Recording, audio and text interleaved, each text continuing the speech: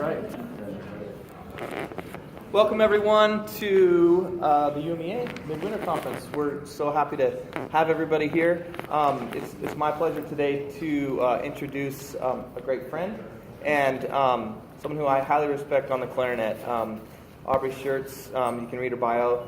She's amazing. She's local. She's someone who grew up in this state, knows this area, understands education and the challenges that we face here, and also someone who has taken her clarinet performance all the way to the top.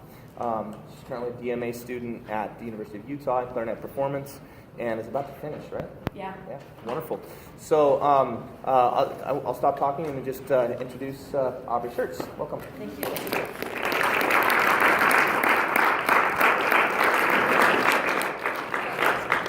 Thanks for coming. So that video is on a YouTube channel called Ear Spasm Music, and we're going to watch another one of his videos.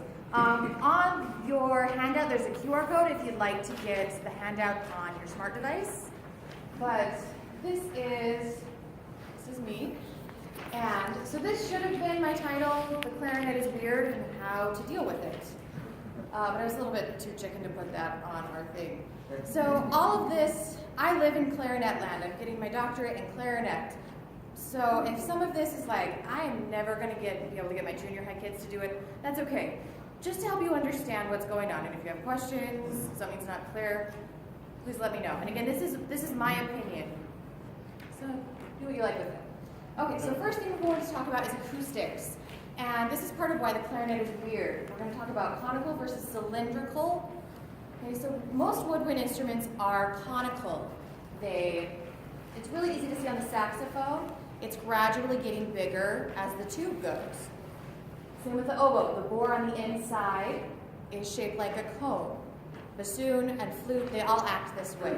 The clarinet is cylindrical. We're pretty much the same size. We do get a tiny bit bigger down in here, and the bell is flared to help with intonation, but it's cylindrical. And so what does that mean for playing? So one of the things it does is the range.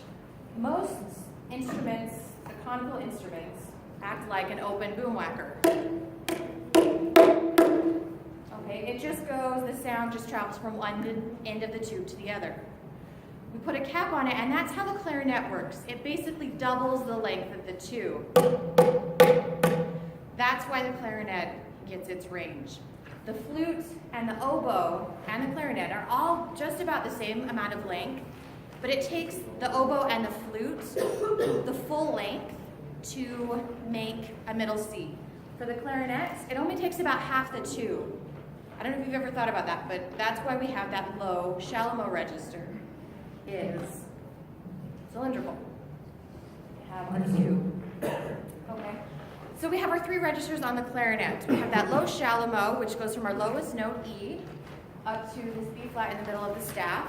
And these are all written pitch for clarinet, and these are all treble clef, just so you know. We also have our middle register, the clarion. That is the second register. And we have the altissimo. We can actually go above this C7, but it's kind of scary up there. It's a little bit scary up here anyway. But that's our theoretical range of the clarinet. All right, so we also, one of our issues is harmonics. Our conical instruments produce all of our overtones. So here's A. So we get all of these notes produced from the one pitch. But because the clarinet is cylindrical, we only get these odd number frequencies. It basically cancels out all of the even numbers. So that's why we overblow, or when you hit the register key, it's a register key, not an octave key. You overblow the 12th. We're basically skipping a harmonic. That's why we have so many problems with going over the break. It's a little bit more difficult to get them up there, rather than say oboe or saxophone, where we're only going from first harmonic to second harmonic. We're skipping. And these different harmonics, so most of the first harmonic is fundamental, that's our Chalumeau, our low register. Our third harmonic is in our middle register, and fifth and above is up high. That is also partly what creates the timbre of our clarinet, that unique sound, is these harmonics, the odd harmonics that we have. Okay, so one of the issues that we have because of acoustics is the throat tones. They basically act as a bridge between our fundamental pitches and when we jump up. And so acoustically, that's why they're so weird. They really stick out because they don't fit in the acoustics so well. And the tone gets kind of dull, it's harder to hear, it's harder to project. Partly it's because we're resonating, we're vibrating less with the tube on our clarinet. We're only using about this much when we use our standard fingerings. Most of our notes, we're using much more of the tube. That's part of the sound issues. So that's why we put our right hand down on those notes. I know some teachers that's how they teach. G is not open G. We have the right hand down on that note. Same with A flat, A, and B flat. That's just how they teach it. That also will help with finger coordination down the road. Helps to get more of your clarinet vibrating, resonating, a much better sound. Also, the clarinet, we're usually sharp in those notes.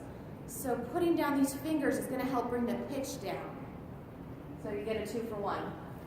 Something else that will help those notes to have a little bit more life is to work with your clarinets to have faster air, more focused air.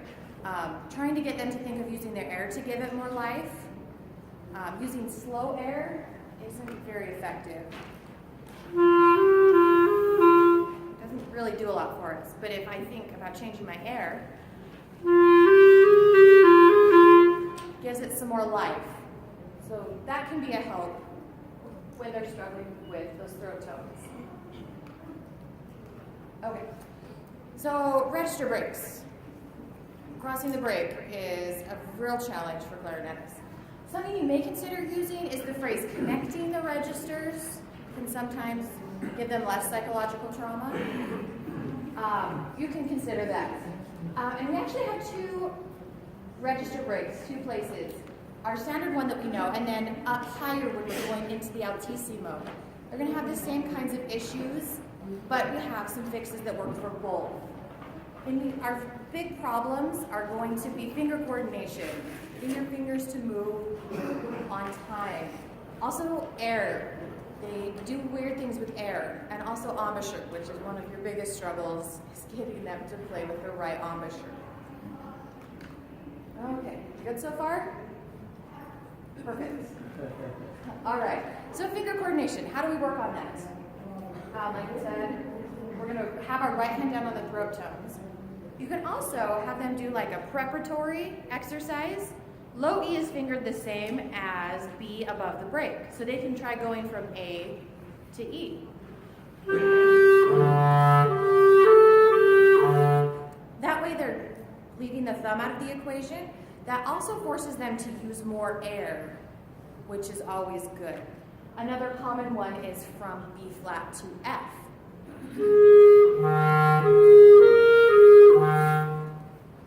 That can be a help for them, especially if they're having a hard time getting the register to speak. They can practice that finger coordination with just going to the low register. Also, a big issue is this first finger on our left hand. Most kids are going to want to pick it up physically. The more space that it has to move through, the more time it takes. And here, this is the best picture I could, a little bit bigger, but that's the right position. We're just going to hit the key, and you can have them isolate that movement and get used to just rolling it and not picking it up.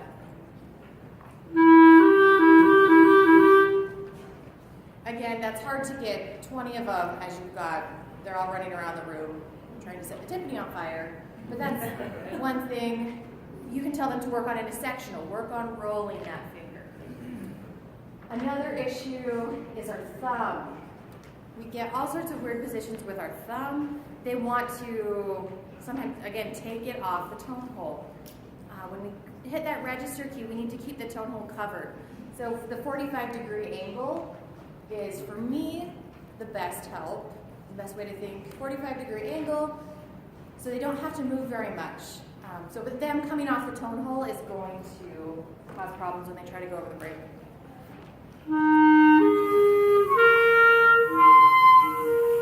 that's what happens when I don't quite have the tone hole covered on the back. Oh, we hate that sound. So we also have fingers not covering the tone holes. That's on the front. They can get away sometimes in the lower register, especially this finger is our biggest culprit, with not covering the holes all the way, but once they get above the break, then it won't speak, and we've got issues. And especially when you've got your little tiny 6th or 7th graders with their little fingers, it's harder to seal the tone holes. One thing you can have them do is hold their clarinet, cover all the tone holes, and just press for about 2 seconds, and then look at your fingers. You can see there's a little bit of an indentation. So if they don't see a complete circle, say, okay, so fix it, readjust, press for a couple of seconds, and then check again. It doesn't really matter where on the pad of the finger the circle is, as long as it's a complete circle. So that's one way you can check fingers covering the tone holes. And then also, again, we talked about the psychological effects of going over the break. They tense up their fingers, they're moving high, and you know this, working with them to be more relaxed. Trying some of these other preparatory type motions can help take some of that tension out. And practice. But who practices, right? Okay. So with the air, and air is something that we talk about all the time, and in so many different ways. Sorry, I just thought this was funny. I couldn't find another funny music-related air picture.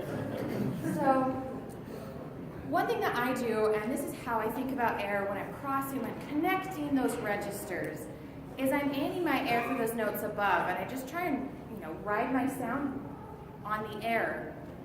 And so you're aiming up when you're going from A to C, you're aiming down when you go, say, from D to G.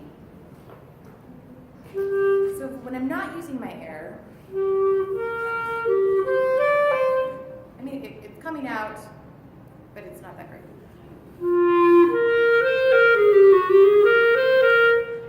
It helps, I don't know, it kind of lifts the sound.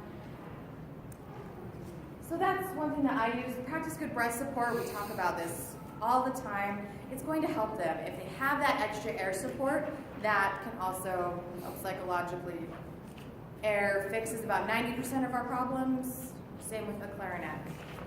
Also checking your reed strength. So for that first, going from our low register to our middle register, they should be on at least a 2.5. A 2 or lower is really not going to have the strength to the reed to make those notes speak. They should be on a 2.5. And maybe their 2.5 might be, have, if one doesn't work, try another reed. But that's another problem. They're on a really low strength reed trying to go over the break. So it just doesn't work. All right. So, embouchure, a big one for clarinet. And again, same with the fingers. They can get away with some stuff in the lower register that's not going to cut it in the upper register. So embouchure formation. One basic thing you can do, if you play just on the mouthpiece in the barrel, it's a concert F sharp. So if it's not an F sharp, you have them, okay, is your chin pointed? Are your corners firm? And you have them work with it until you can get F sharp. That's something that, you could send them off, hopefully with a responsible section leader, and they can just work on that and getting their embouchure set to play that F sharp. Okay, so flat chin, sometimes it's hard to visualize, and that's what bringing our corners back and firm will help with that chin. If their chin isn't flat, it's really hard to get a good sound. So this is when bunched, this is not going to get a good sound or a sound at all. But this is kind of a flat chin. And making sure that the bottom lip is rolled over the teeth really helps with the flat chin. So corners, and then making sure their lip is rolled over their teeth. Sometimes it slips out when they get tired. So that's something, if you start hearing that, hey, check your bottom lip. And then once they're really set with their corners back, at first you really have to over-exaggerate the embouchure so they get it. But once that corners back is really set, consider what I call a reed cushion embouchure. So our corners are not so exaggerated. We're going to keep them firm, but bring them down just a little bit so that there's a little bit more flexibility here. I call it a reed cushion. A nice place for the reed to be, and that helps with flexibility. That will improve a lot of aspects of their tone and their pitch. And I thought this was a good one. So his corners are not way up here. You know, they're kind of just right here, but they're firm.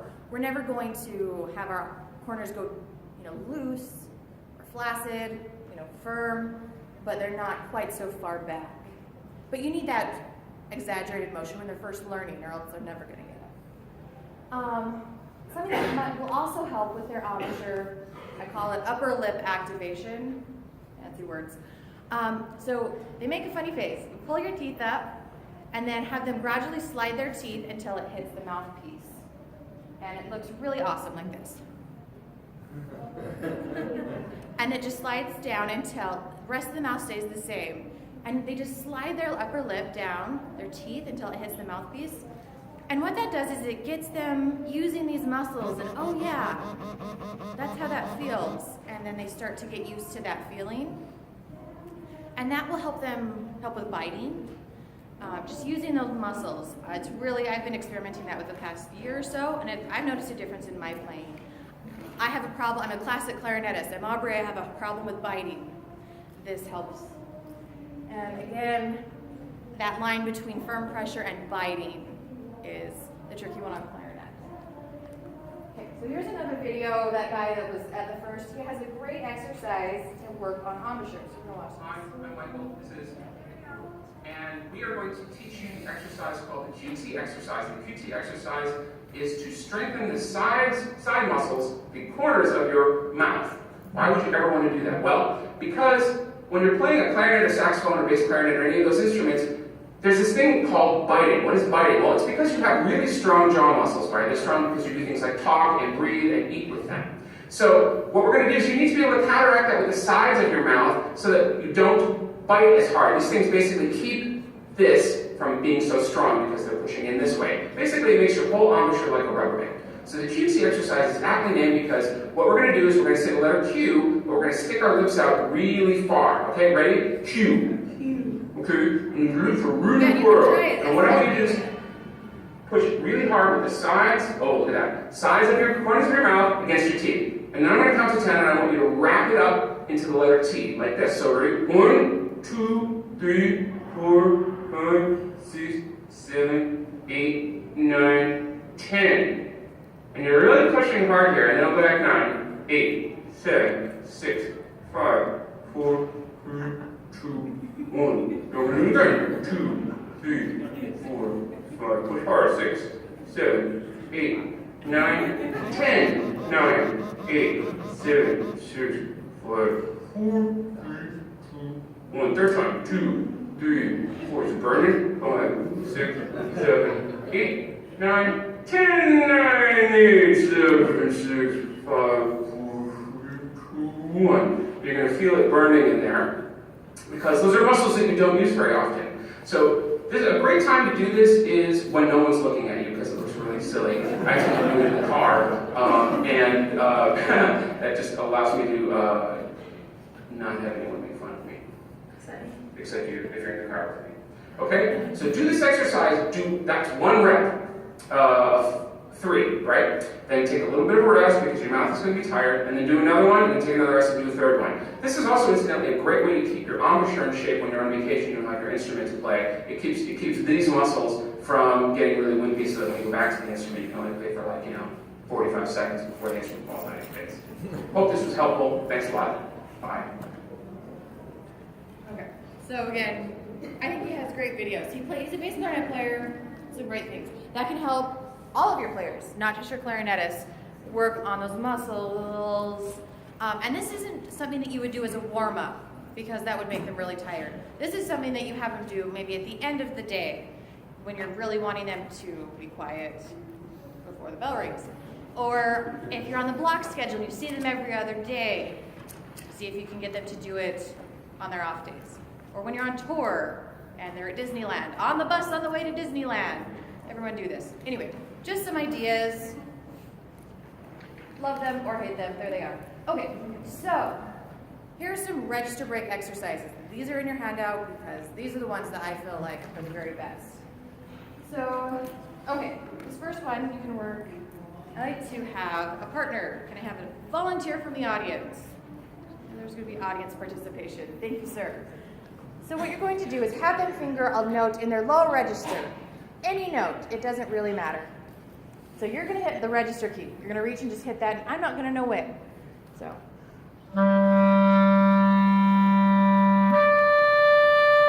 And it's fun. They get to work with a partner. So, pick a different note.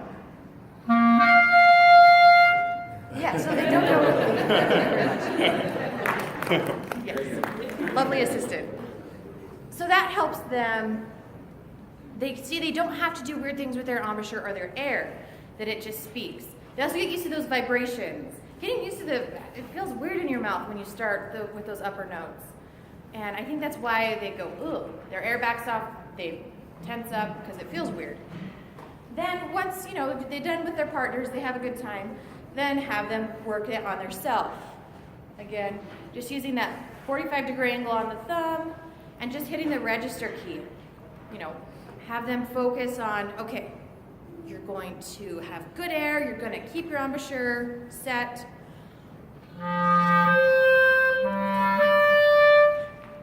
And practice that way. You're not worried about notes, you're not worried about doing it in time. And that's what this exercise is right here. I wrote it out. You're going to slur. I didn't put slurs in, but we slur.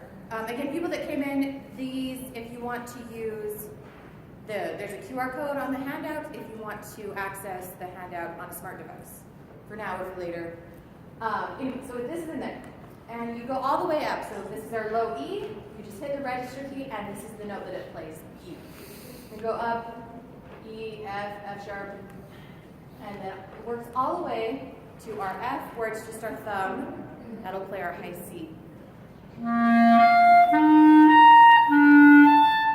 You can also, if they're going to change anything, you can think about them crescendoing, using more air, more support when they're going high.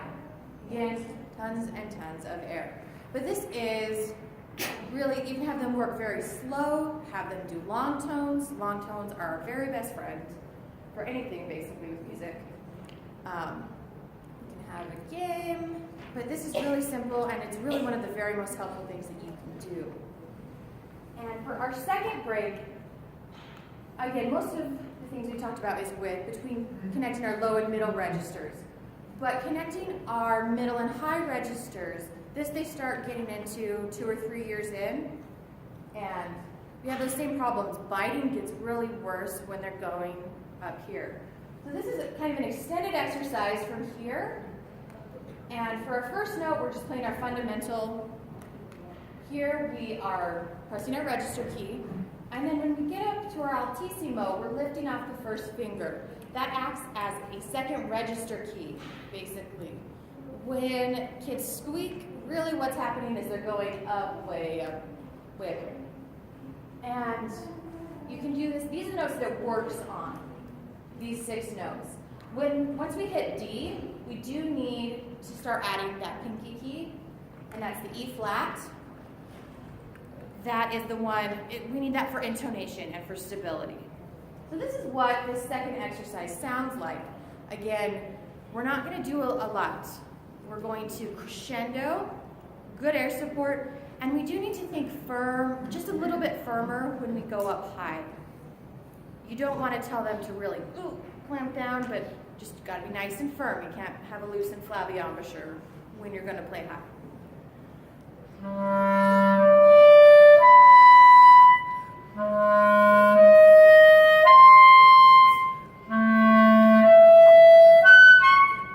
That's awesome.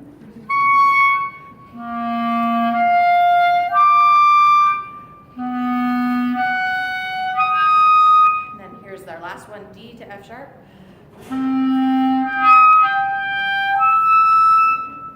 Okay, so that will really help them to work on that. Again, it's just like when we're going to our middle register, altissimo, it's going to feel weird. It's different vibrations, different sensations. They want to clamp down, shut off their air, which is just exactly what we don't need them to do. One thing that will help those notes to sound better is to do long tones on those altissimo notes.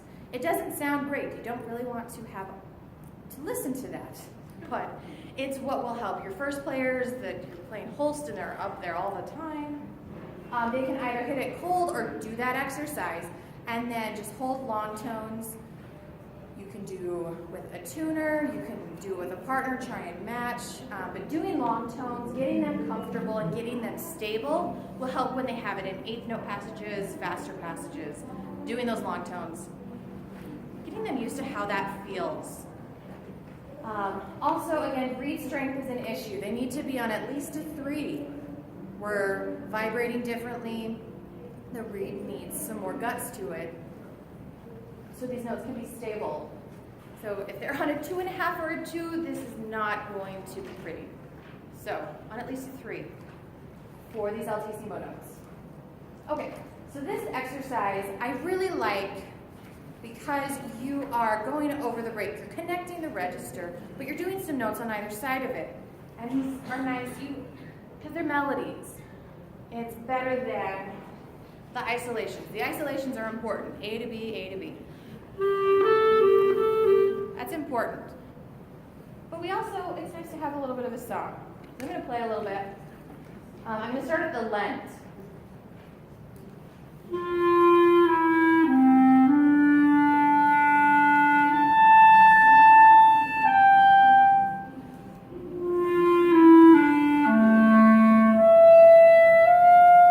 They're nice.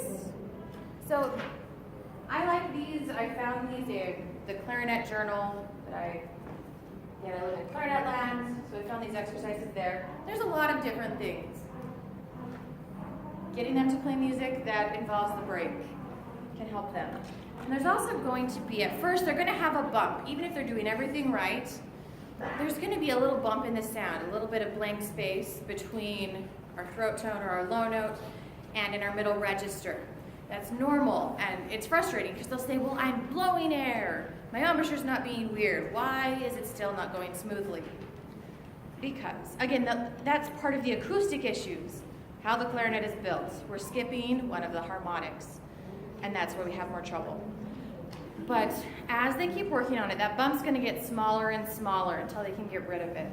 But just so you know, it's not going to be perfect. They're going to have to work at it. But it will help. All of these things will help them. Okay, so another issue that we have with the acoustics, how the clarinet works, is intonation, which is real super fun. So how we tune. I like to tune two places, between the barrel and the middle joint, upper joint, which is pretty standard. And then I also like to tune in the middle. I feel like it helps it to even out the clarinet. Again, try it out, see if you like it. This is how I like to tune. When you haven't put it together, I was taught I really like this 2 thumbnails of space between the barrel and the upper joint. Thanks, Mr. Palmer, David Palmer. And you can have the upper and lower joints just straight together. But then when they need to pull out a little bit at both spots. We don't want to pull out at the bell. I've seen some recommendations for this. I don't like it because it does weird things to the notes that are very low notes, and then our notes that are just at the bottom of the middle register, C, D, B. So I don't like to pull out at the bell. So that's just me. But yeah, I like these 2 places to tune. Also, clarinets, when we get soft, we go sharp, super sharp. When we get loud, we go flat, which is opposite of like your flute, your oboe, your saxophone. So that's just something to keep in mind, that those tendencies are going to be different between clarinet and the other woodwinds. So how do we fix, so pitch adjustment. Unfortunately, I have a really great section. The students have to, start to learn, and oh, I sound weird, let me try and fix it. Which is easy for me to say, because I live in clarinet land and I work on it. It's harder for you guys, but just, there it is. So, places that we can make pitch adjustments. Oral cavity is not going to be really effective. Some people are big into it. It's not going to make a huge difference in pitch. We do want to think very open. And the only thing I'm going to say is tongue position does matter, but you start telling kids to pay attention to their tongue, and then their embouchure goes away, their air goes weird. Because I've experienced the same thing, trying to work with oral cavity and figure that out. For me, the best visualization, words are hard, is to think of whistling. If you whistle, just pay attention to what your tongue does, and that brings it up. So the clarinet, our tongue needs to be high. You don't have to tell your kids this, but if you say, whistle, and then try and do that when you play the clarinet, can be helpful. Most good players do this naturally, and so use your best judgment. Sometimes telling them to think about it makes it go weird. That's what happened to me. But just so you know, so you have that information. So embouchure is where we're going to make most of our changes. Mostly it's relaxing, not relaxing, but just lowering, using our lip, a little bit less lip pressure, maybe even moving our jaw just a little bit. We don't want to move our jaw a ton. Another thing you can do is still having your corners firm. You can bring your corners down. That's especially helpful in the altissimo. Bringing those corners down. And we're never loose with our embouchure. We're just going to change position. We're always firm. So I'm going to do some, this is going to be embouchure changes to change the pitch. And I'm doing that with my embouchure, a little bit with my jaw. We can't bend as far as, say, the saxophone can, but it's much easier for us to go low. We're sharp, it's much easier to bring the pitch down. It's very difficult to bring the pitch up on clarinet. You can use just a little bit more pressure, but if you're flat, there's not a lot that you can do except for to use your air. Thinking that faster air. If you've ever heard with clarinet, you're using cold air, that will help the airspeed.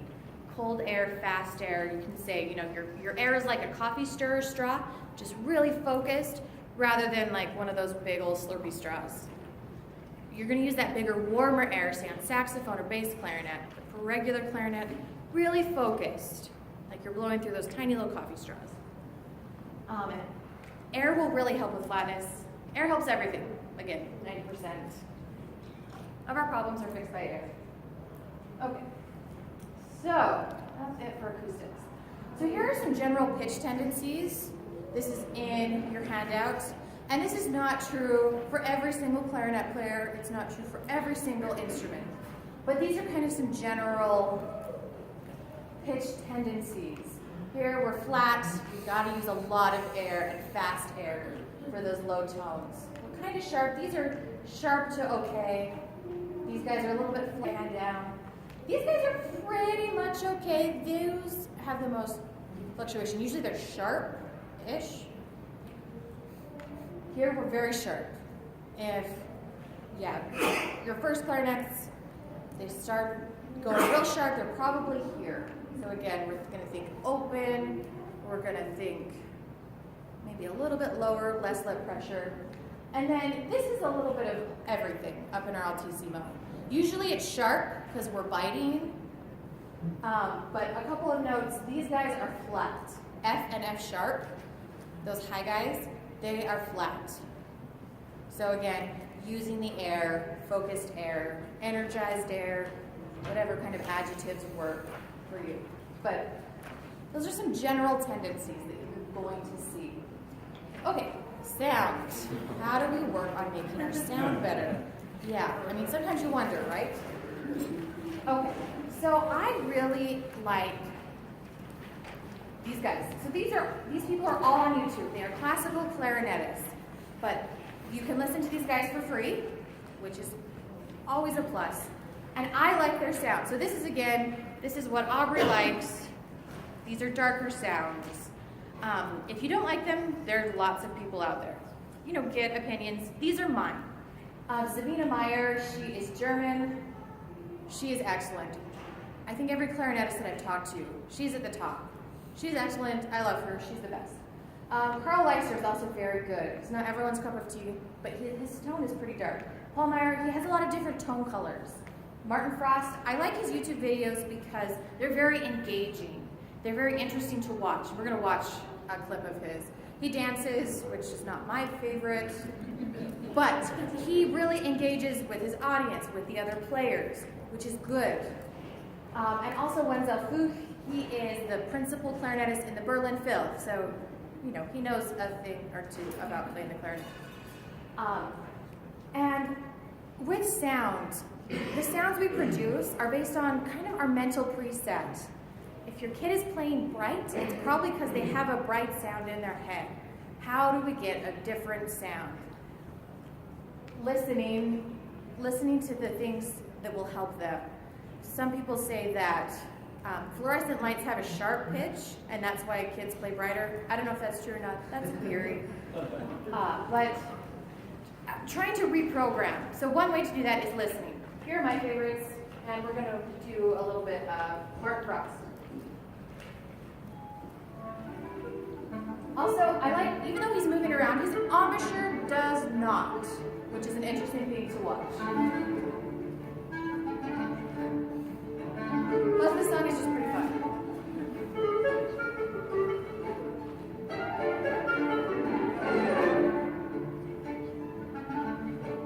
Yeah, so he's breathing through the side of his mouth, that's when it moves, but otherwise his embouchure is pretty much just staying the same.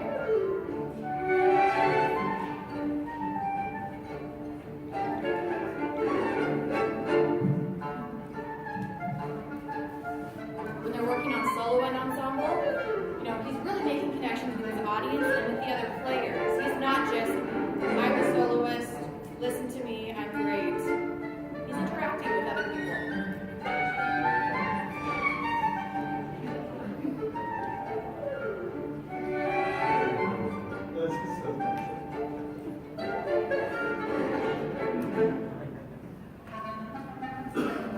Also, he's very, very good, so that's also fun. Yeah, that articulation.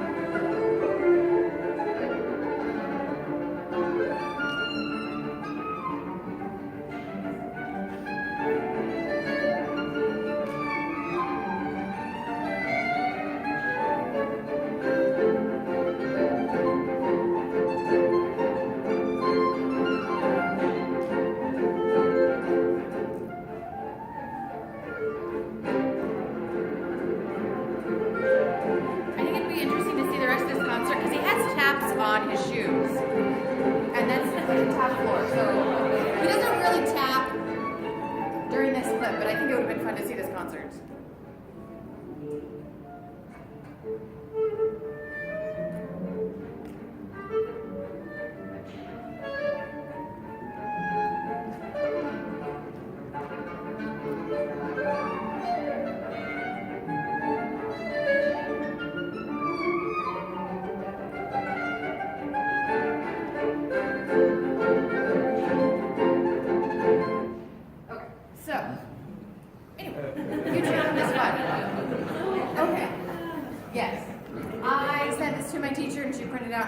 On her wall. It's funny because it really is true. Long tones are the best way to improve our sound. You have to sit there and you have to listen to it and you say, wow, that's really crappy. Let's try and make it better. That's the goal anyway. So some of our common problems with our sound is brightness. Like, oh my gosh, they're so bright. That's something with the edge of that sound. So some of the issues can be their reed. Too soft, too hard, just a bad one. Unfortunately, reeds, the struggle of a clarinetist's life. So that, have them switch a reed, see if it gets better. Embouchure, again, we talked about the corners back versus a reed cushion. If they're pulling too tight, it puts a lot of pressure on the reed and that can cause brightness and sharpness. So having them still firm, but corners maybe down just a little bit, have them experiment with that. That can help take the edge off the brightness. Also, if they're biting, it's gonna make it bright. Their air, using air in weird ways. Just if it's unfocused, all over the place, that can make it bright. Also, I mean, their mouthpiece and their ligature do have an effect.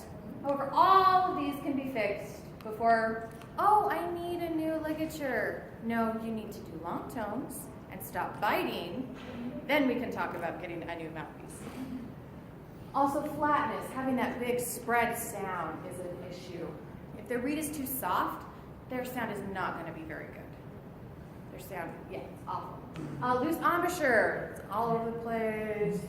Yeah, that's really going to do it for you. Air support, they're one of those little tiny kids that talk in a whisper, don't have a lot of air. They're not going to have a good sound. It's going to be flat, it's going to be not very focused. Pressing some extra keys will do that. They're accidentally venting. Side keys, pinky keys, and also the angle of the clarinet. Okay, so these things that can cause flatness. So loose embouchure.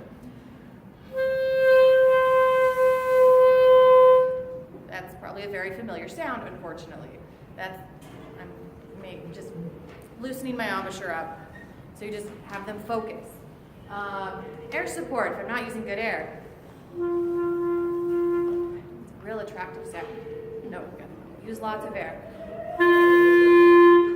A much better presence. Okay, if I'm hitting extra keys,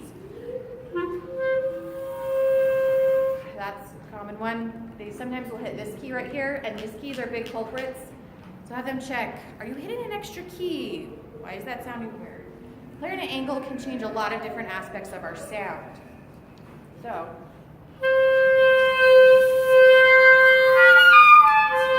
real pretty. So angle makes a big difference. And it's going to be different for every person. It's going to be somewhere in between here and here. And so you just have them sit down and say, okay, just the same thing I did. Change the angle and see where it sounds the best, and that's where they live. And if at the beginning of the day you want to have them, okay, let's find your angle, that's an idea. And it's different for every kid, but that does make a difference. And then long tones. Long tones are great. Okay, equipment. Again, this is what Aubrey likes. These are my opinions. If the majority of your kids take from one teacher, talk to that teacher, see what they like, see what they prefer, work with that teacher. These are just some guidelines that I like, things for you to think about. Okay, mouthpieces. And again, this is the order that you're going to invest in this sound. Mouthpieces, you want to upgrade, start with the mouthpiece. The one that comes with the case, they're really not good. Don't use them. At least try and get off those as soon as you can. Again, but money doesn't grow on trees. So I really like this Clark Phobes debut. It's $40 and it's a really good mouthpiece. He will send you a free one. And sometimes they'll even send you enough for your section. The link is in your handouts. So you can try these. I mean, it's very affordable. If you have, and that's this one right here. If you have a student that's really serious, I really want, my parents said I can buy a mouthpiece, what should I buy? I like, again, everyone's way different. I like the Van Doren, the M15. The E45 is not my favorite, but I feel, well, it's a pretty good mouthpiece, but for $5 more. I think the M15 is a big upgrade in sound. There's also an M13, which is very good. Again, Van Doren, it is a big name, and I feel like they've got pretty standard quality. But again, this is Aubrey's opinion. Check it out, talk to some people. Taking care of them. Do not boil your mouthpieces to sanitize them. Please don't do that. It will ruin them. Sanitizer spray. Good stuff. That's how you clean it. Also, you don't have to swab it every day. And this, you're going to have to balance with your teenage kids that don't always have, they chew popcorn before they play the clarinet. Maybe once a week. Me, I don't swab very often. It changes the inside of the mouthpiece. It changes the shape over time. And it usually makes it brighter. So use your best judgment. Also, they need to make sure they take off the reed every time. Gross things can grow in mouthpieces. So I'm also not a fan of rinsing out with water and paper towels. Again, paper towel over time is gradually going to change the shape. So those are my opinions. Especially if they're going to buy an expensive one, they need to know how to take care of it. Also, tea cushions are a great thing. They can help with fatigue. And they can help.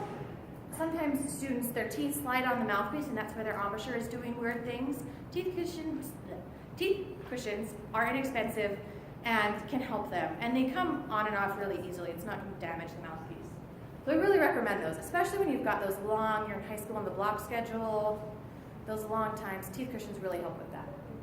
Okay, so they've got their mouthpiece. They're thinking, okay, I want to upgrade another part of my clarinet. And I would say doing the ligature. And so these are some of the ones I like. Rovner, that's these ones. They're made out of cloth. They're very durable. You step on them, they're going to be okay. You step on the metal ones, that's a problem. So I like the Rovner. They're also great for saxophone. Bonad is also a good one. And then if they have a little extra, they're really thinking maybe I want to take private lessons, maybe I want to study in college. This is an option. There's a million ligatures, there's a million mouthpieces.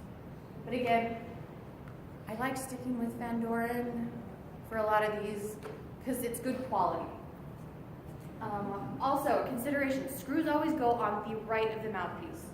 So when you're looking at it, screws always on the right, whether that's on this part of the mouthpiece or on this part of the mouthpiece, screws always go on the right.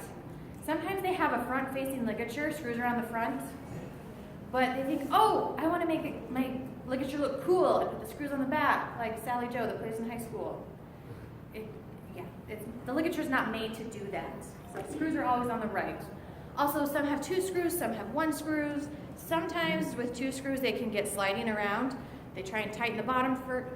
With the 2 screw, you tighten the top first, then you tighten the bottom. Personally, I like 1 screws. Really like the Rovner for this because it's not going to slide around. They won't over tighten. When you're tightening the ligature, it's just finger tight. You're not really clamping it down. You just finger tight, just until it stops moving. Also materials, like I said, this is going to take a beating. These guys, it's going to be harder to take a beating. Anyway, you can tell my bias, especially for younger kids. Rovner's great. So these are my ideas about ligatures. Check it out. Talk to the teachers in your area, see what you like. Okay, reeds. Reeds. That's fungus growing on the reed. And so this summer I went on a reed hunt and I bought pretty much every reed that you could buy to try them out because I wanted to see what they would do. And I stuck with my same, I like Van Doren V12s, but that's me. But I bought all these reeds, tried all these reeds, and I still liked the V12s the best. So anyway, so some information. Strengths, 1 to 5, softest to hardest. 1s are really, don't have them be on 1s. Start them on 2s. Start your beginners on 2s. And as soon as you can, get them to 2.5s. Get them to switch. They're going to complain. Their embouchure's going to be tired. But then you just tell them to suck it up, Buttercup. It'll be okay. And after 2 years, your players should be on 3s. They need to have those muscles developed. Okay. Brands, beginners, whatever's cheapest. Juno, Rico. Rico's a great one. But again, this is what Aubrey likes. I chirp like crazy with cane reeds.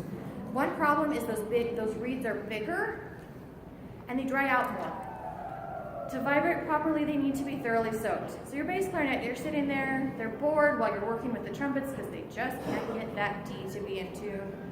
The reed dries out. That's why I like Leger. It's plastic, it vibrates right from the get-go. What an option, you can get a bunch of strengths, big bar or steel, some Leger reeds. Have your kid try it, find which one works the best for them so they can buy your own and you can sanitize the set that you have. Just a thought. Also, these other brands, for cane reeds are great. We need several reeds at a time. They last longer. When one reed isn't working, you've got options. How to keep them in enough reeds is a big problem. Sally's mom won't take her to the music store to buy reeds. It's an issue. And there's not easy solutions. I have heard of programs that they use incentives. Oh, hello. That was fun. They use incentives to buy reeds. They can, use extra practice time to buy reeds. You have to be careful with that, but yeah, they need to have several reeds, and I am acknowledging it's a problem. Also, different brands have different strengths. You've got a chart in your handout. When I was in high school, I was playing on a Mitchell-Lurie 5, and then I heard, oh yeah, Zonda's a great brand, so I bought a Zonda 5. Zondas are much harder than Mitchell-Luries. It was awful. I thought I was gonna die. Anyway, switching brands, kind of check and see. You might have to go down a strength, and that's okay. Okay, instruments. This is our worst nightmare. And this is very selective again. I love the Yamahas. The Yamaha student models, they have such a great sound for plastic clarinets. I love them, and their professional wood clarinets are incredible for the price. For me, as a professional that lives in clarinet land, I'm a buffet snob. I really like buffet, but it's not the only brand out there. Selmer also has some very, very nice instruments. But talk to people, those are my recommendations. If you've got like a Monarch, or if it's a brand that sounds like a butterfly or a flower, it's going to fall apart, and the keys are just going to get out of adjustment. Even though Johnny's mom, oh, I found this clarinet on eBay for $20, yay! Yeah. Got robbed. Yeah. Okay. So, if a student wants to get a wood clarinet, encourage them. Okay, are you going to study music in college? Are you taking with a private teacher? Just a kid. It's just so expensive. There's more care involved with wood clarinets, especially in our dry climate. And when you go outside, plastic only. Outside is not friendly to wood clarinets. But yeah, plastic is going to be fine for band. It's going to be fine. Bass clarinets, don't buy. My opinion is not to buy a wood clarinet.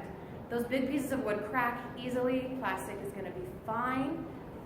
That's me. And I think you don't need to go to those low C bass clarinets when you buy instruments for your program. The low E is enough, but that's my opinion. Okay, so like I said, invest in a good mouthpiece and ligature before you buy a new instrument. That's going to make a bigger difference. All the fancy barrels and bells, I don't recommend. It's not going to do a lot for your high school student that has a hard time doing their scales and playing long tones. But that's my opinion, and plus they're expensive. An option to have your clarinet section sound more the same is to get a collection of mouthpieces and ligatures and check them out to your players. That is expensive. You can collect them over the years. Amazon Prime Day.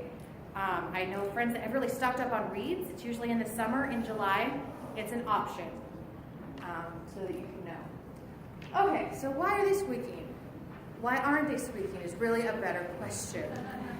So here are some things. The pads aren't sealing. The clarinet is not an adjustment. Pads aren't sealing. Things are weird. Hopefully you live close to a place where there's someone who can look at it. But check those. The upper and lower sections are not aligned. This little bridge mechanism gets bent very, very easily. And even if it's unaligned, sometimes I'll be playing and go, why? What happened? This isn't lined up properly.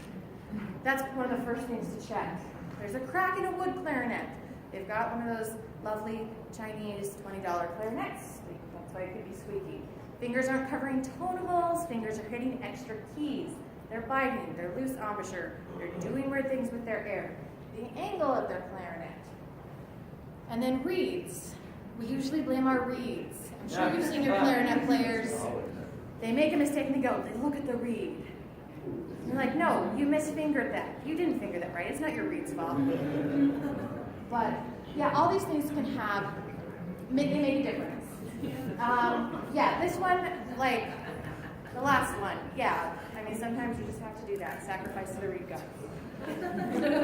That's why we have several reeds. That's why we have several, so you can switch through when one isn't working. And the weather makes a big difference.